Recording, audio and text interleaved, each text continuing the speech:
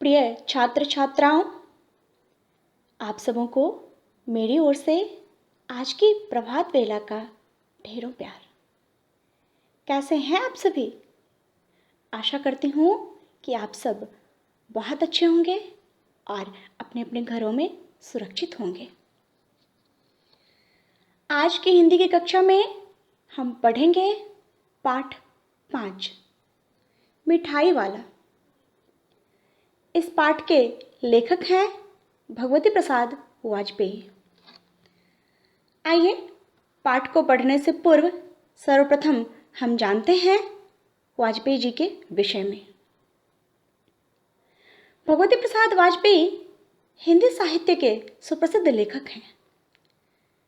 इनका जन्म 11 अक्टूबर 1899 ईस्वी को उत्तर प्रदेश स्थित कानपुर के मंगलपुर नामक गांव में हुआ था। इनकी प्रमुख कृतियां इस प्रकार हैं: उपन्यास प्रेमपथ, अनाथ पत्नी, त्यागमयी, दो बहनें, मनुष्य और देवता आदि।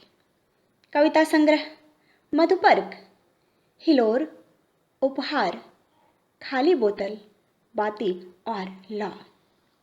नाटक राय पिथौर तथा छलना। कविता संग्रह ओस की बूंद। 8 मई 1973 को इनका निधन हो गया। बच्चों, ये जो कहानी है मिठाई वाला, इस कहानी में कहानीकार वाजपेयी जी ने एक पिता का अपने बच्चों के प्रति अथाह स्नेह को दर्शाया है। किस प्रकार एक पिता अपने बच्चों को खो देने के बावजूद भी अन्य बच्चों में उसकी अर्थात अपने बच्चों की छवि की तलाश करता है। एक व्यक्ति पहले एक खिलौने वाला के रूप में आता है। वह मधुर स्वर में बच्चों को बहलाने वाला खिलौने वाला गाकर खिलौने बेचता है। सभी बच्चे उसके खिलौनों पर रीझ कर अपनी तोतली आवाज में खिलौने की कीमत पूछते हैं, खिलौने का मूल्य पूछता है। नन्हे नन्हे बच्चों से पैसे लेकर तथा उन्हें खिलौने देकर वह फिर वहां से गीत गाता हुआ चल पड़ता है। विजय बाबू के बच्चे चुन्नू और मुन्नू भी एक दिन खिलौने लेकर आए। उन बच्चों की माँ रोहिणी इतने सुंदर और सस्ते खिलौने देखकर सोचने लगी कि वह इतने सस्ते खिलौने कैसे दे गया।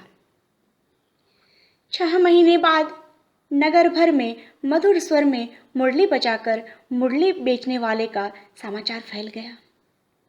वह बहुत कम कीमत में मुरली बेचता था। रोहिणी उसकी आवाज सुनकर पहचान गई कि ये तो वही खिलौने वाला है।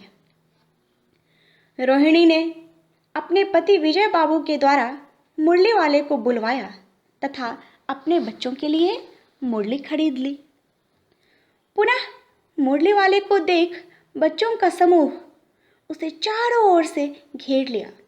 मुरली वाले ने सभी बच्चों को मुरली देने के बाद उन बच्चों को भी मुफ्त में मुरली दिए जिनके पास पैसे नहीं थे।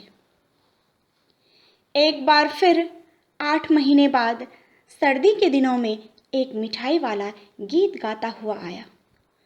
रोहिणी को उसका स्वर सुना हुआ सा लगा। उसने मिठाई वाले को बुलाया। रोहिणी के पूछने पर उसने बताया कि वही इससे पहले खिलौने और मुरली बेचने आया था। रोहिणी ने उससे पूछा कि वह इतनी सस्ती चीजें क्यों बेचता है। खिलौने वाले ने अतिशय गंभीरता से उत्तर दिया। वह भी एक नगर का धनवान एवं प्रतिष्ठित व्यक्ति था। उसके 2 बच्चे एवं एक सुंदर पत्नी थी, लेकिन अब कुछ भी नहीं रहा उसके पास, कुछ भी नहीं। वह अपनी पुरानी बातों को याद करके फूट फूट कर रोने लगा। उसने बताया कि वह इन्हीं बच्चों में अपने बच्चों की झलक देखने के लिए यह सामान बेचता फिरता है। यह कहकर उसने रोहिणी के दोनों बच्चे चुन्नू और मुन्नू को मिठाइयों से भरी कागज की 2 पुड़ियाँ दे दी। रोहिणी जब पैसे देने लगी तो उसने अपनी मिठाइयों से भरी पेटी उठाई और कहा, अब इस बार ये पैसे ना लूँगा।